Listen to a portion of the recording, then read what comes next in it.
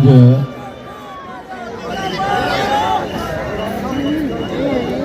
EVM के विरोध में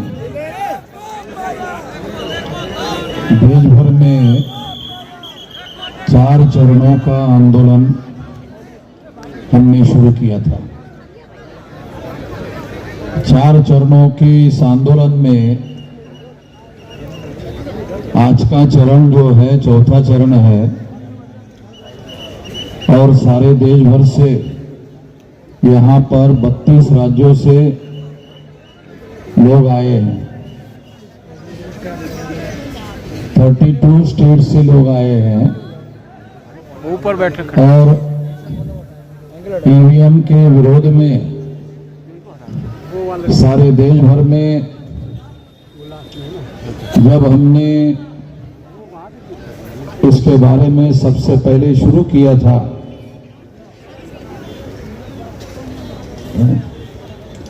जब सबसे पहले हमने शुरू किया था तो लोग इस बात को नहीं मानते थे कि ईवीएम में कोई गड़बड़ी होती है, मगर जो लोग इस बात को नहीं मानते थे कि ईवीएम में कोई गड़बड़ी नहीं होती है, कोई घोटाला नहीं होता है, अब लोग सारे देश भर के लोग ईवीएम में घोटाला होता है इस बात को मानने के लिए राजी हो गए। हम सब लोगों के लिए खुशी की बात है कि अब सारा देश जो है ईवीएम में घोटाला होता है और घोटाले से चुनाव हो रहे हैं, इस बात को अब लोग मानना शुरू कर दिए हैं। 2019 के चुनाव में चुनाव आयोग ने ये कहा था कि ये जो डाटा है ईवीएम मशीन का डाटा है, पेपर ट्रेल का डाटा है, इसे साल भर सुरक्षित रखा जाएगा, मगर चुनाव आयोग ने 4 महीने में ही इसे नष्ट कर दिया। 4 महीने में नष्ट क्यों कर दिया? क्योंकि चुनाव आयोग को मालूम था कि ईवीएम में जो घोटाला किया गया है उसका दस्तावेजी प्रमाण ये पेपर ट्रेल मशीन का जो कागजी एविडेंस है उसमें डॉक्यूमेंट्री एविडेंस है कि ईवीएम में घोटाला किया गया है। इसलिए चुनाव आयोग को ये चीज मालूम होने की वजह से इसे चुनाव आयोग ने साल भर सुरक्षित रखने के बजाय 4 महीने में ही नष्ट कर दिया। साथियों, मैं थोड़ा आप लोगों को बातें समझ में आ जाए, क्योंकि जो बात मैं समझता हूं वो बात आपको भी समझ में आ जाए कि ईवीएम मशीन को किस बैकग्राउंड के तहत लाया गया, तो आपको ये बात समझ में आ जाएगी। इस देश में बैलेट पेपर पर चुनाव हो रहा था और जब बैलेट पेपर पर चुनाव होता था तो 84 में काशीराम जी ने ये नारा लगाया, वोट हमारा राज तुम्हारा, नहीं चलेगा नहीं चलेगा नहीं चलेगा, ये काशीराम जी ने नारा लगाया था। तब भारत का जो शासक वर्ग था उनको ये लगा कि जो लोग शासक चुनने का काम करते थे और दूसरे ही लोगों को शासक चुनते थे, अब कहने लगे वोट हमारा राज तुम्हारा, नहीं चलेगा नहीं चलेगा, तो अब ये लोग अपना शासन बनाना चाहते हैं, अपना शासक बनाना चाहते हैं, शासन बनाना चाहते हैं, अपना राज बनाना चाहते हैं। आप लोगों को याद है या नहीं है मालूम नहीं कि 84 को 14 अप्रैल 84 को काशीराम जी ने बहुजन समाज पार्टी बनाई और 81 में 6 दिसंबर 81 को उन्होंने एक संगठन बनाया था DS4। कुछ लोगों को जानकारी होगी, कुछ लोगों को जानकारी नहीं होगी। हम तो इस आंदोलन में शुरू से संघर्ष में शामिल होते रहे। तो DS4 के द्वारा भी चुनाव लड़ा गया था और चुनाव लड़ने की वजह से इस देश के शासक वर्ग में ये मैसेज गया था कि अब ये लोग शासक चुनने का जो काम करते थे, क्योंकि वोट के अधिकार में 2 अधिकार शामिल है। ये समझने की जरूरत है हमारे लोगों को ये बात समझ में नहीं आती है। ये आज भी हमारे लोगों को समझाने की जरूरत है। वोट के अधिकार में 2 अधिकार शामिल है, शासक चुनने का और शासक बनने का। हमारे लोगों को, तमाम लोगों को ये बात अभी भी समझ में नहीं आती ठीक से। वोट के अधिकार में 2 अधिकार शामिल है। एक अधिकार है शासक चुनने का और शासक बनने का। तो हमारे लोगों की औकात 84 तक, हमारे लोगों की जो औकात थी, मूल निवासी बहुजनों की औकात थी कि वो वोट के अधिकार का उपयोग शासक चुनने के लिए करते थे और ये मानते थे कि शासक बनना हमारा काम नहीं है। हमारे लोग ऐसा मानते थे कि शासक बनना हमारा काम नहीं है, इसलिए वो शासक चुनने का ही काम करते थे और दूसरों में से शासक चुनते थे। इसलिए दूसरों में से शासक चुनते थे।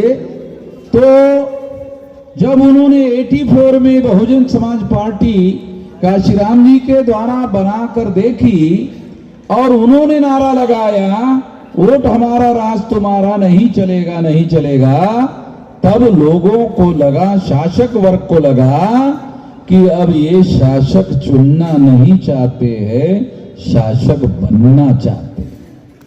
शासक चुनना नहीं, शासक बनना चाहते हैं।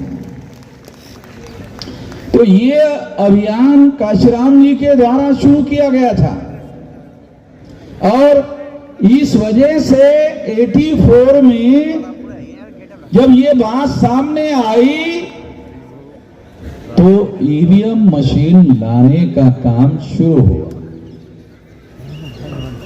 ये थोड़ा बैकग्राउंड में आप लोगों को समझा रहा हूं कि ईवीएम मशीन अपने आप नहीं आई। ईवीएम आने के पीछे एक बहुत बड़ी वजह यह है कि हमारे लोगों ने इस देश में शासक बनने का अभियान शुरू किया था।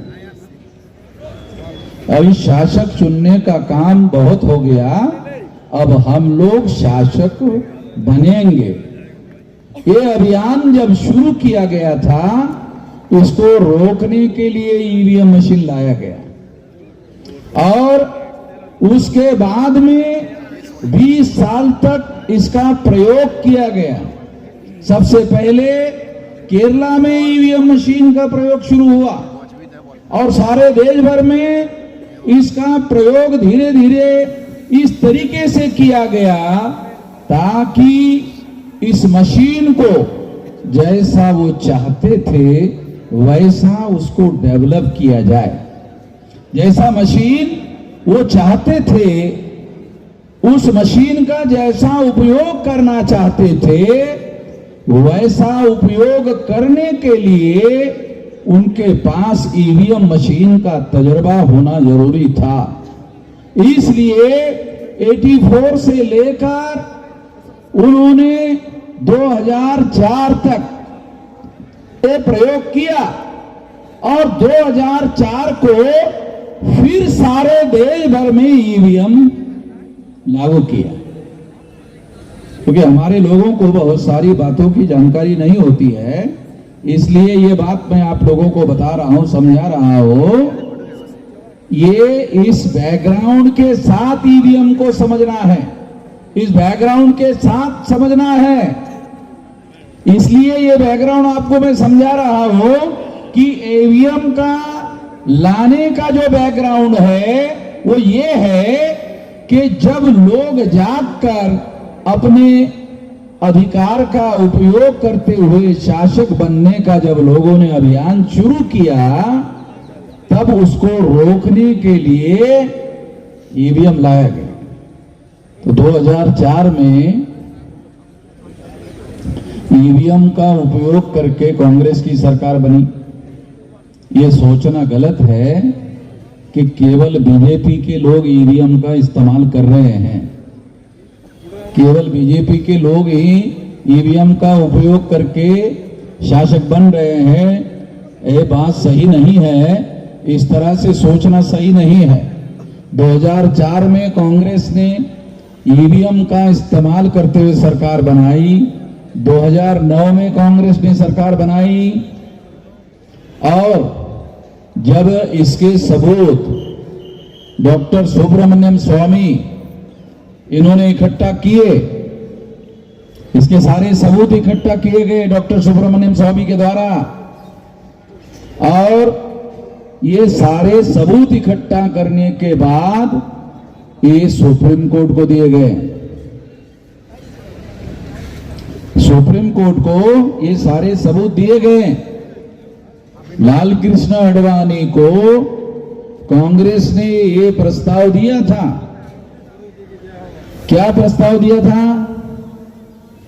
कि हमने 2 बार घोटाला करके सरकार बनाई है, तुम भी 2 बार कर लो। और हमारी छोटी सी शर्त है, चुप हो जाओ। आडवाणी की विचारधारा से हम सहमत नहीं है, मगर ईमानदारी इंडिविजुअल कैरेक्टर होता है। ये ईमान होता है ना, ईमान ये इंडिविजुअल कैरेक्टर होता है। तो आडवाणी जो है वो ईमानदार आदमी था। वो जो कचरे के ढेर में पड़ा हुआ है ना अभी, वो उसके ईमानदारी की वजह से पड़ा हुआ है।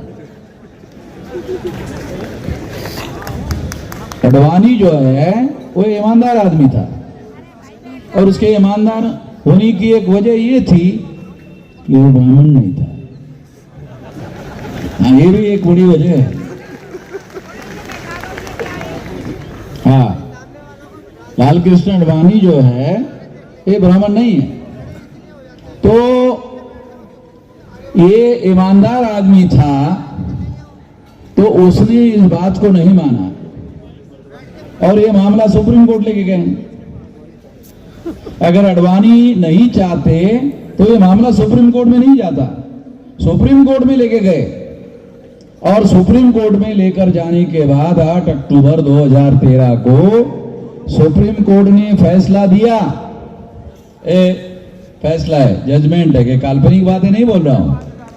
ये सुप्रीम कोर्ट ने ये जजमेंट दिया। ये क्या जजमेंट है? कि ईवीएम मशीन के द्वारा फ्री, फेयर एंड ट्रांसपेरेंट चुनाव नहीं हो सकता। ये सुप्रीम कोर्ट कह रहा है, ये कोई पार्टी नहीं कह रही।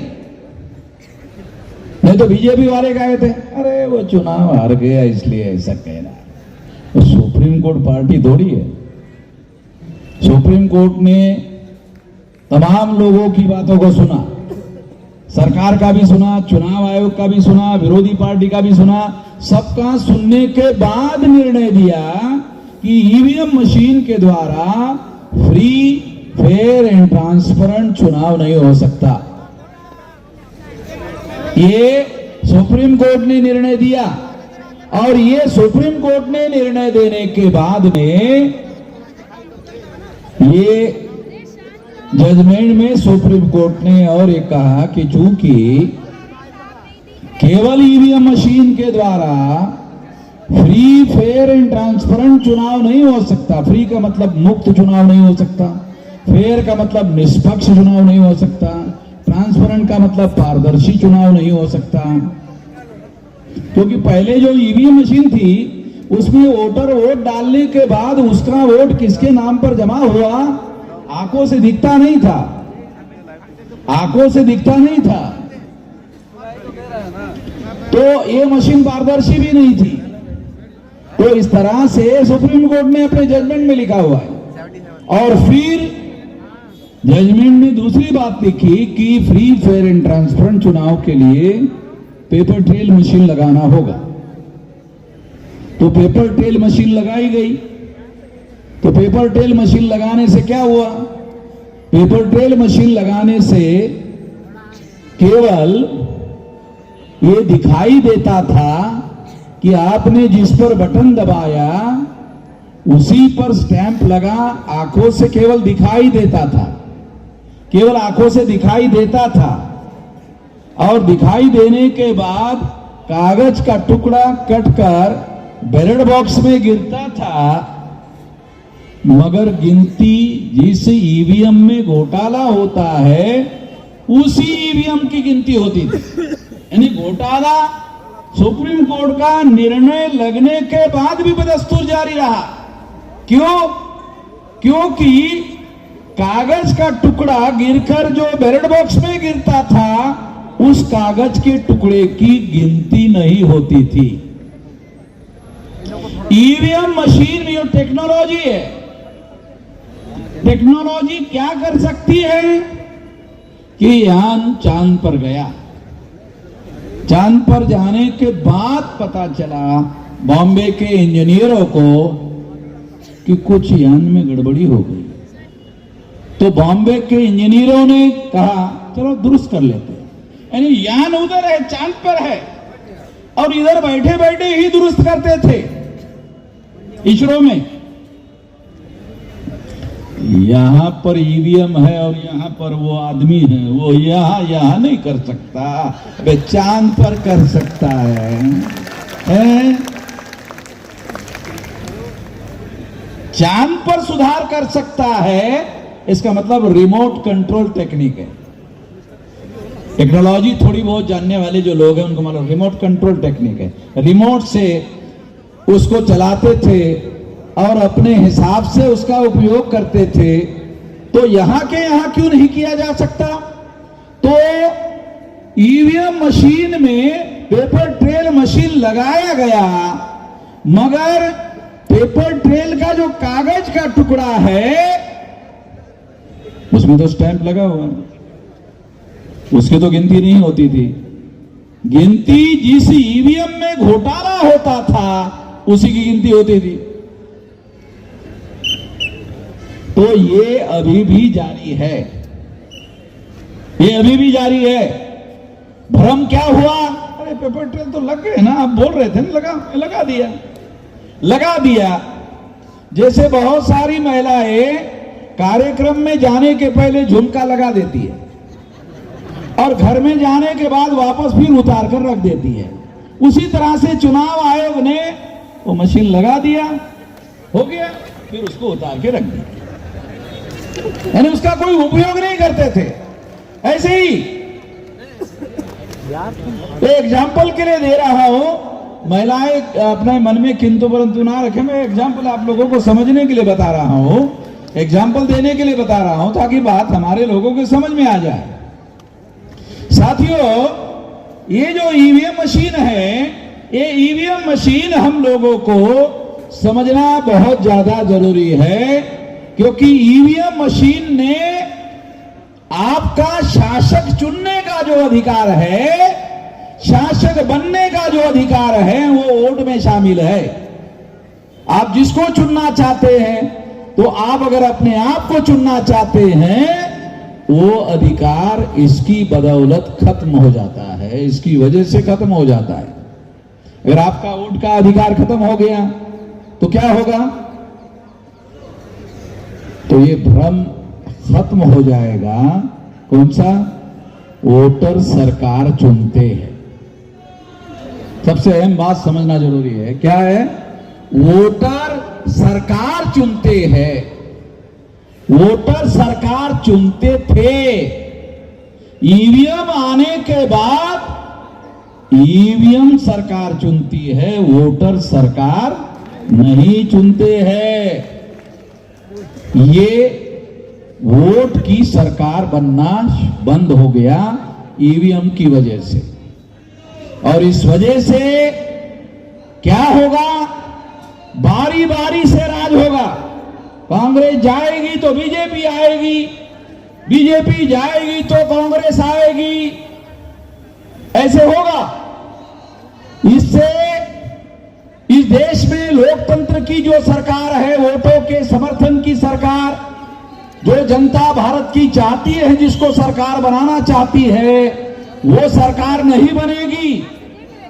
इस वजह से साथियों, मैं आप लोगों को ये बात समझा रहा हूं, क्योंकि आखिर ये बात हम लोगों को समझना होगा।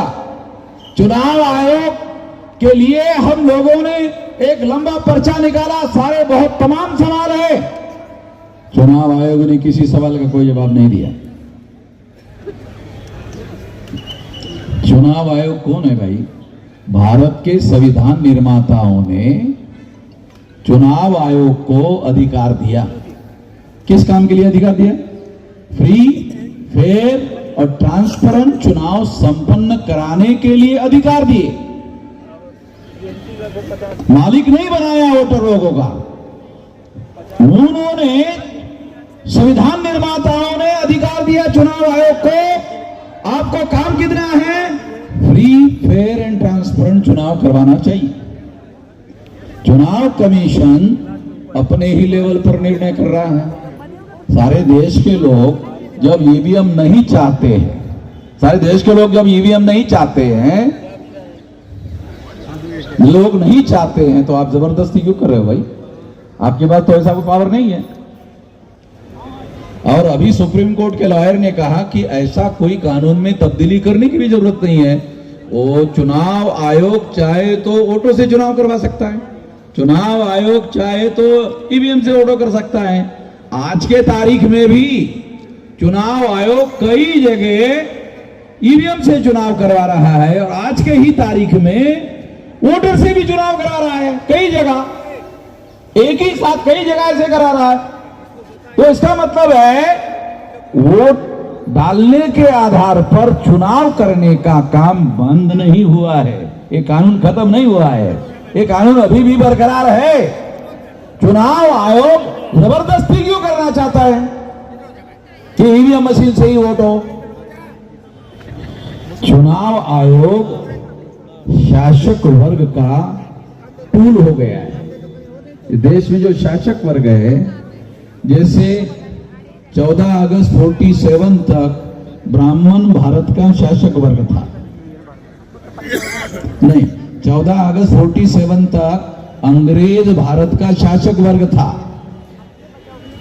रात के 12:01 हो गया तो भारत का शासक वर्ग ब्राह्मण हो गया। भारत का शासक वर्ग ब्राह्मण हो गया। और जो भारत का शासक वर्ग, जो जिनकी संख्या 3.5% है, सारे देश भर के लोगों को हर 18 साल के व्यक्ति को वोट का अधिकार बहाल हुआ।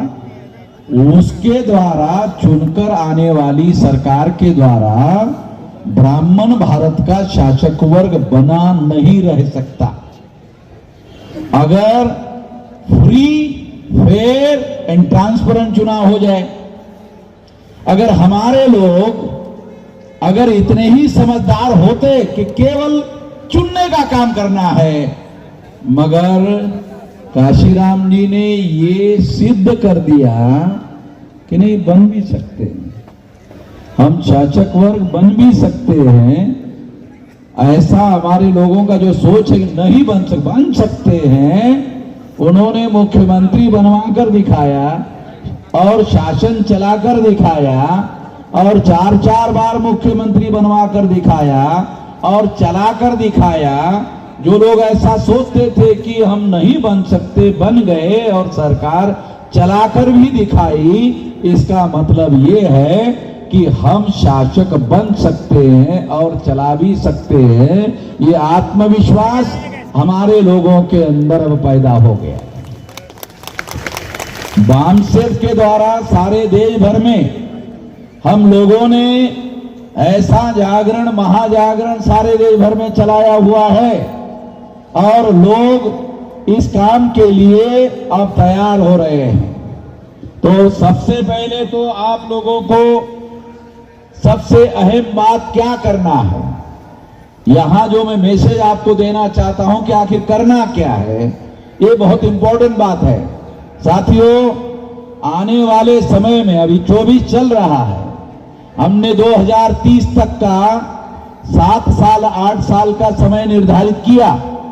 ये 8 साल में आपको करना क्या है, तो 8 साल में आपको 6 लाख गांव का संगठन बनाना है। अगर आप 6 लाख गांवों में जाते हो, जैसे दिल्ली में आए 2000 किलोमीटर से आए, 1500 किलोमीटर से आए, अपने जिले में 200 किलोमीटर जाओ, अपने गांव में जाओ और अपने गांव में कमेटियां बनाओ। चुनाव आयोग चुनाव संपन्न कराने के लिए बूथ लेवल की कमेटियां बनाती है, बूथ लेवल का संगठन तैयार करती है टेम्पररी चुनाव के लिए। वहां 1000 वोटर होते हैं एक बूथ में, तो हमको बूथ लेवल का संगठन खड़ा करना है।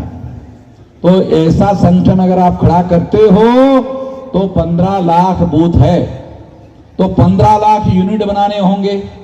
अगर आपने 15 लाख यूनिट बना लिया सारे देश भर में, ये जो लोग हैं ना, चुनाव आयोग चलाने वाले लोग हों या देश चलाने वाले लोग हैं, जो अगर हमारी बात नहीं मानते हैं, अगर नहीं मानते हैं तो हमारे पास उपाय नहीं है, ऐसा नहीं है, उपाय है। 15 लाख जगह पर अगर आप अपनी कमेटियां बनाते हो, ये तो आपके नियंत्रण में है। चुनाव आयोग ईवीएम चालू रखना चाहता है या बंद करना चाहता है, ये तो चुनाव आयोग के नियंत्रण में है। मगर गांव-गांव में कमेटियां बनाने का नियंत्रण वो तो हमारे नियंत्रण में है। जो हमारे नियंत्रण में है वो तो काम हमको करना चाहिए।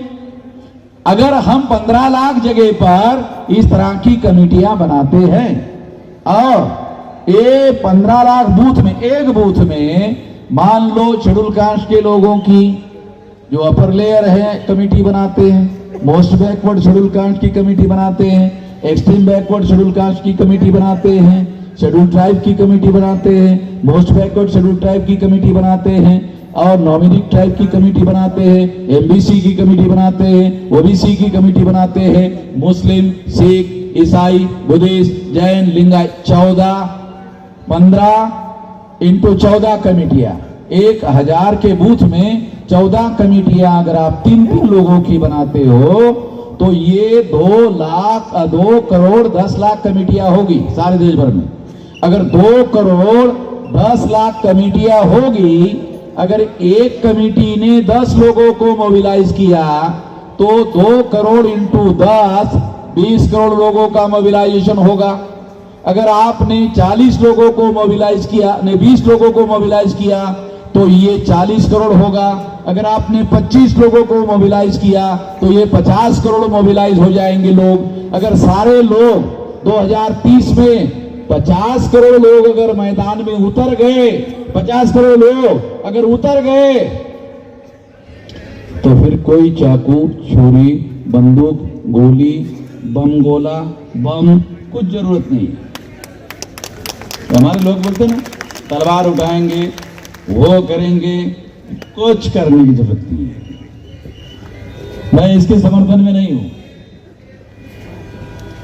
हमारे लोग ही इतने हैं, अरे अगर सड़क पर उतर गए, अगर उन्होंने पेशाब कर दिया तो महाफ्लड आएगा। और ये जो 3.5% लोग हैं वो फ्लड में बह जाएंगे। तो हमारे लोगों को हमारे जनशक्ति की ताकत का पता नहीं है। ये हमारे लोगों की इतनी जनशक्ति है, उसको जगाने का काम करो। बम गोले, हथियार, चाकू, छुरी, बंदूक, गोली, इसका कोई मतलब नहीं है, क्योंकि वो उनके पास है, पुलिस फोर्स उनके पास है, मिलिट्री उनके पास है, पैरामिलिट्री उनके पास है। तो आपको 15 दिन में अरेस्ट कर लेंगे, अंदर डाल देंगे, मामला खत्म। तो ये कोई उपाय नहीं है। 9 अगस्त 1942 को गांधी ने क्विट इंडिया मूवमेंट शुरू किया। गांधी ने क्विट इंडिया मूवमेंट शुरू किया था। उसके बाद अंग्रेजों ने भारत छोड़कर जाने का फैसला किया। ये हिस्टोरिकल बातें, पुरानी कहानी, 1000 साल पुरानी नहीं बोल रहा हूं। अरे 9 अगस्त 42 की क्विट इंडिया मूवमेंट की, ये गांधी ने ऐसा किया था। अगर हम लोग इतना बड़ा आंदोलन खड़ा करते हैं, क्योंकि हमको हमारे नियंत्रण में काम है, जो काम हमारे नियंत्रण में है वो करो। जो चुनाव आयोग के नियंत्रण में है, चुनाव आयोग करता है, नहीं करता है, कहां जाएगा? भाग जाएगा क्या? देखो, अगर 10 साल के बाद अगर हम लोग काबिज हो गए तो 10 साल के बाद चुनाव कमिश्नर को फांसी की सजा देंगे। आपको कानून की ताकत पता नहीं है, आप लोगों को कानून की ताकत पता नहीं है। अगर वो मर गया तो ही बचेगा, क्योंकि वो उसको पकड़कर फांसी देने के लिए जिंदा ही नहीं है। मगर चुनाव कमिश्नर अगर जिंदा है और हमारा राज आ गया, देशद्रोह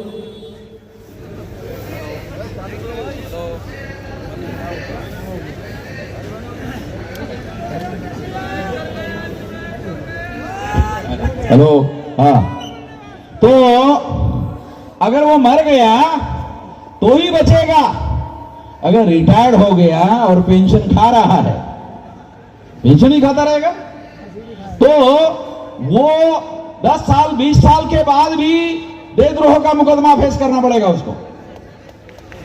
ये देशद्रोह का काम है। ये जो कर रहे हैं, ये देशद्रोह का काम कर रहे हैं। वो बख्शेंगे नहीं, वो जाएंगे नहीं। कहां जाएंगे, कहां भागेंगे? भारत के बाहर, हाँ, एक रास्ता ये है, तो भारत के बाहर। मगर हमारी, अगर मान लो अमेरिका में गए तो हम अमेरिका के साथ एग्रीमेंट करेंगे, ये लोगों को भारत भेजो। अरे भाई, जो शासन करने का हुनर है ना, तो ये उसके बाद सारी चीजें कर सकते हैं, हर चीज कर सकते हैं। तो दुनिया में आप जाओगे कहां? अमेरिका बोलेगा ये इसको क्यों भेजना, हमारे देश में अपराध किया, अब अपराधी को संरक्षण क्यों दे? हाँ, बात तो सही है, मानना पड़ेगा उसको कि अपराधी को नहीं दे सकते हम संरक्षण। तो अपराधी बोले हाँ ठीक है, ले गए। तो इस तरह से मैं आपको ये बताना चाहता हूं कि आने वाले समय में हम लोगों को ये बहुत बड़ा राष्ट्रीय स्तर का आने वाले समय में आंदोलन खड़ा करने के लिए एक बड़ा इशू है। देखो, आंदोलन खड़ा करने के लिए इशू भी तो चाहिए ना, है? आंदोलन खड़ा करने के लिए इशू चाहिए कि नहीं? अब उन्होंने दे दिया। मैं, आपका सोचने का तरीका अलग है, मेरा सोचने का तरीका क्या है मालूम? इस मामले को सॉल्व ना करे तो ही ठीक है। मैं थोड़ा अलग तरीके से सोचता, मेरे सोचने का तरीका अलग है। क्यों? मान लो सॉल्व कर दिया तो आंदोलन कैसा करेंगे? आंदोलन करेंगे तो करोड़ों लोगों को अपने समर्थन में खड़ा करेंगे, और करोड़ों लोगों का आंदोलन नहीं रहेगा, आंदोलन जन आंदोलन हो जाएगा। और अगर आंदोलन जन आंदोलन हो गया तो ये जो 3.5% लोग हैं, ये 3.5% लोगों की हम लोग मुक्त हो जाएंगे, आजाद हो जाएंगे, और हम लोग इस देश के आजाद नागरिक होंगे और हमारा इस देश में राज भी होगा। मैं ऐसा मानकर चलता हूं कि ये कहानी अब 7-8 साल की है, ज्यादा लंबी नहीं है। ये जो हमारा राज और हमारी मुक्ति की जो बात मैं आपको बता रहा हूं, क्योंकि मैं आंख लगा कर देखता हूं, आप लोगों को आंख खुली रख के भी दिखता नहीं है। क्यों? क्योंकि मैं तो दूरदृष्टि से देखता हूं और डेली सारे देश को और सारे समाज को और लोगों को जगाने के काम में लगा हुआ हूं, तो मैं उस हिसाब से सोचता हूं।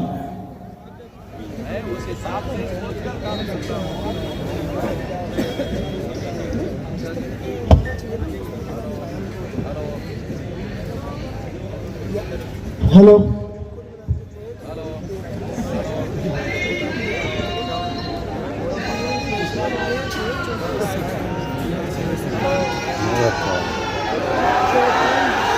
जय मूल निवासी।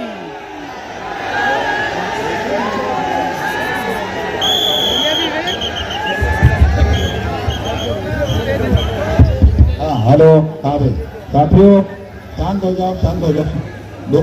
लास्ट में कुछ बातें कहकर अपनी बातें मैं समाप्त करना चाहता हूँ। ज़्यादा कुछ कहना नहीं है मुझे, केवल कुछ बातें आप लोगों को कहना चाहता हूँ और कुछ कहकर अपनी बात समाप्त करना चाहता हूँ। देखो, जैसे मुंह के बीच से सांप निकला। अरे सुनो, हाँ हाँ सुनो सुनो सुनो सुनो सुनो कुछ। हाँ, वो अभी 20 साल की लड़की है, बोलते कि 8 साल नहीं देखना चाहते, और मैं 67 साल का हूँ तो भी देखना चाहता हूँ। तो जल्दबाजी में हमारे लोग मुंह के बल गिर जाते हैं और दांत गिरा देते हैं। जल्दबाजी में कोई बड़े फैसले थोड़ी होते हैं, जल्दबाजी में फैसले नहीं होते हैं। कोई भी लड़ाई तैयारी करने के आधार पर जीती जाती है। मैंने 18 साल कुछ महीने की मेरी उम्र थी, तब से लगा हुआ हूं, और अभी मेरी उम्र 67 साल की है। तो ये इतना बड़ा जो सारे देश भर में अब आंदोलन, जन आंदोलन की दिशा में आगे बढ़ रहा है, ये इतना लंबे देर से तैयारी करने की वजह से है। आप लोगों को लगता है 8 साल अरे बहुत लंबा है, हमारे लोगों को ऐसा लगा 8 साल बहुत लंबा है। ये जो नौजवान लोग हैं, 8 साल में तो ये लोग हुक्मरान बनने के लिए परिपक्व हो जाएंगे, तैयार हो जाएंगे। इसलिए ये तैयार हो जाएंगे तो जरूरी थोड़ी है कि वामन मेश्राम को ही हुक्मरान बनना चाहिए। आप में से भी कोई आदमी हुक्मरान बने, क्यों नहीं बनना चाहिए? इसके लिए समाज को तैयार कर रहे हैं, इसलिए ये काम चल रहा है, ये कारवां चल रहा है। हम लोग अपने लिए नहीं लड़ रहे, हमारे कौम के लिए लड़ रहे हैं, इंडिविजुअल के लिए नहीं लड़ रहे हैं। ये बात साथियों हम लोगों को ध्यान देना बहुत ज्यादा जरूरी है। साथियों देखो, एक बात और मैं आपको बताना चाहता हूं, वो ये है कि आज से 2010 में जब ये मामला मैंने खड़ा किया था, तब कोई जानता नहीं था, बल्कि मेरे ही कार्यकर्ता मुझे ये कहते थे, खान का ये तो आदमी को यार अकलमंद मानते थे, वामन मेश्राम को तो सेंसिबल आदमी मानते थे, ये क्या गलत बात, गलत मुद्दा लेके गए। तो इतनी समझदारी और इतनी अक्ल जो है, इतना आसान काम तो है नहीं कि सभी के पास हो जाए। हाँ, अगर सभी के पास हो जाए तो फिर वामन मेश्राम राष्ट्रीय अध्यक्ष कैसे बनेगा? वामन मेश्राम राष्ट्रीय अध्यक्ष नहीं बनेगा ना। तो फिर उसके लिए ये समझदारी होना बहुत जरूरी है, ये जानकारी होना बहुत जरूरी है। तो मैं आपको आखिरी बात कहकर अपनी बात समाप्त करना चाहता हूं साथियों, कि आज से 2010 को ये मामला जब हमने खड़ा किया, तो ये मामला खड़ा करने के बाद में ये कोई नहीं जानता था। आज ये मामला राष्ट्रीय इशू हो गया है, नेशनल इशू हो गया है। नेशनल इशू हो गया, इसका मतलब है अब ये मामला हल होने की दिशा में नेशनल एजेंडे पर आ गया है। और पवार साहब इंडिया गठबंधन के बड़े नेता हैं, वो इस बात को मान गए। इसका मतलब इंडिया गठबंधन में भी मामला अंदर पहुंच गया है। और इसलिए मैं एक बात, आखिरी बात कहकर आपको कुछ आंकड़े हैं बहुत चौंकाने वाले, आपको बताना चाहता हूं। क्या आप में से कितने लोगों को यह पता है? अरे भाई, आप मट्टी के ढेले हो जो पानी से भरभरा जाओगे। मट्टी के ढेले हैं जो पानी गिरने से भरभरा जाओगे। मैं भी तो इधर ही हूं। अभी मट्टी के ढेले नहीं हो, अभी क्या होगा, ज्यादा से ज्यादा क्या होगा, कपड़े गीले होंगे ना, तो शरीर में गर्मी है, ज्यादा से ज्यादा कपड़े गीले होंगे। तो आखिरी बात आपको बताना चाहता हूं, देखो 2019 के चुनाव में मोदी को वोट परसेंटेज पड़ा 37.7%। मोदी को कितना परसेंटेज वोट था? 37.7%। और इंडिया गठबंधन अभी जो बना, उनके पास कितना परसेंटेज वोट है? 62.3%। आ रहा, कुछ समझ में आ रहा? तो मोदी को ऐसा लगता है कि वो चुनाव नहीं जीत सकता। मोदी को ऐसा लगता है, क्योंकि लड़ाई कैसे? 37.7% वर्सेस 62.3%। तो इतने वोट थे, तो पिछली बार मोदी चुनाव क्यों जीत गया और ये लोग क्यों हार गए? क्योंकि इंडिया गठबंधन वाले लोग यूनाइटेड चुनाव नहीं लड़ रहे थे। अभी वो इंडिया गठबंधन के लोग इकट्ठा होकर चुनाव लड़ रहे हैं, तो उनके पास 62.3% वोट है। तो मोदी के चुनाव जीतने की दूर दूर तक संभावना नहीं है। मोदी को ये बात समझ में आती है। मीडिया वाले ये आंकड़े बता नहीं रहे हैं, चुनाव आयोग के साइट पर जाने के आधार पर बता रहा हूं आप लोगों को। ये हमारे पास डाटा है, ये डाटा मैं आपको समझा रहा हूं कि मोदी के चुनाव जीतने की संभावना नहीं है। और इंडिया गठबंधन के पास 62.3% वोट है, मोदी के पास 37.7% वोट है। और 10 साल का सरकार चलाने के बाद कुछ लोग उसके समर्थक विरोध में भी हो गए, कुछ विरोध में भी हो गए हैं। इसलिए राम मंदिर बनाने की बातें करने लग गए। सरकार का काम तो नहीं मंदिर बनाना, मगर मंदिर बनाने की बात जो मोदी कर रहा है, तो उसका कारण यह है कि उसको लगता है कि मैं चुनाव शायद नहीं जीत सकता, इसलिए मंदिर बनाने के झंझट में पड़ा हुआ है। तो इस वजह से ये आखिरी बात मैं आपको समझा रहा हूं, आने वाले समय में ये जो चुनाव है इंडिया गठबंधन वर्सेस इंडिया गठबंधन, तो इसमें बदलाव हो सकता है। इस बदलाव को रोकने का काम ईवीएम के द्वारा हो सकता है। इस बदलाव को रोकने का काम ईवीएम के द्वारा हो सकता है। अगर चुनाव आयोग और शासक वर्ग ने ऐसा करने का काम किया, तो मैं शासक वर्ग को चेतावनी देता हूं, हिंसा होगी। अभी कुछ लोग कह रहे हैं ईवीएम, विश्राम जी ईवीएम फोड़ने का आदेश दे दो, मैं इससे सहमत नहीं हूं। ईवीएम फोड़ने के लिए मैं अभी आपको कोई आदेश देने के पक्ष में नहीं हूं। चुनाव आयोग को विचार करने के लिए 10 दिन का और समय देता हूं। 10 दिन के बाद फोड़ने का वीडियो बनाऊंगा। 10 दिन के बाद, 10 दिन तक चुनाव आयोग के अधिकारियों को सोचने के लिए समय दे रहा हूं। कुछ लोगों ने मुझे कहा, क्योंकि ये सारी बातें आपको समझ में आ जाए, अरे इतनी जल्दी आप वोट देने का मामला, बैलेट पेपर का मामला करोगे तो इतनी जल्दी बैलेट कैसे छपेंगे? तो उनको, हमारे लोगों को जानकारी तो होती नहीं। अरे कैंडिडेट का आखिरी नाम डिक्लेयर होने के बाद छपाई का ऑर्डर होता है भाई। और गधे लोग हैं हमारे लोग, जो है ना गधे लोग, इनको समझ ही है नहीं ज्यादा। आखिरी कैंडिडेट का नाम जब डिक्लेयर होता है, उसके बाद छपाई का ऑर्डर होता है बैलेट पेपर में। ईवीएम मशीन में तो 6 महीने पहले बनाना पड़ता है।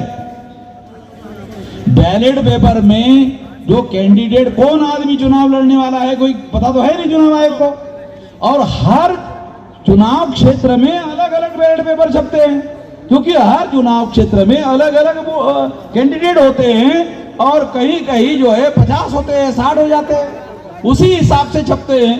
तो आप लोगों को ये समझना होगा कि बैलेट पेपर पर चुनाव करने के लिए आसान काम है, ज्यादा काम, मुश्किल काम नहीं है। ये काम होना चाहिए। फ्री फेयर एंड ट्रांसपेरेंट चुनाव के लिए मैं यहाँ चुनाव आयोग को मांग करता हूँ कि बैलेट पेपर पर चुनाव करो और 10 दिन का समय मैं आपको देता हूँ। अगर आप 10 दिन में इसको निर्णय नहीं करते हो तो फिर मैं खुद अपना वीडियो बनाऊंगा कि ईवीएम मशीन फोड़ने के लिए 15 लाख बूथ पर, वैसे तो अभी बूथ बनाना शुरू कर दो। ये जो मशीन फोड़ने के लिए 50% काम तो कर ही दो, बूथ बनाना शुरू कर दो। अगर बूथ बनाने से चुनाव आयोग मान गया, अगर चुनाव आयोग मान गया, बूथ बनाने से मान गया, तो ये बूथ का उपयोग शासक वर्ग बनाने में करेंगे। अकल से काम लेना पड़ेगा। अगर मान लो बूथ वाइज संगठन बन गया तो इसका उपयोग शासक वर्ग बनाने के लिए करेंगे, और नहीं तो फोड़ने तोड़ने के लिए करेंगे। तो इसलिए आने वाले समय में मैं ये आखिरी बात कहना चाहता हूं, आप शांति से सुनो, और ऐसा कहकर मैं अपनी बात समाप्त करना चाहता हूं। आप यहाँ बहुत भारी संख्या में 32 राज्यों से लोग आए हुए हैं और सारे देश भर से आए हुए लोग हैं। ये आपको लड़ाई जीतना है तो 6 लाख गांव में और बूथ लेवल का 15 लाख लोगों का संगठन आप खड़ा कर दो। जो चाहते वो हो जाए। 15 लाख बूथ का अगर आपने संगठन बना लिया तो आप इस देश में जो चाहते वो हो जाएगा। जो सफलता चाहते हो, जो भी हासिल करना चाहते हो, वो सारा का सारा हो जाएगा। ये करो।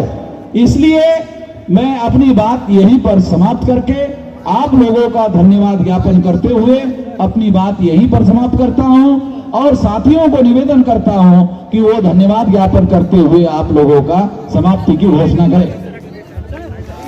साथियों,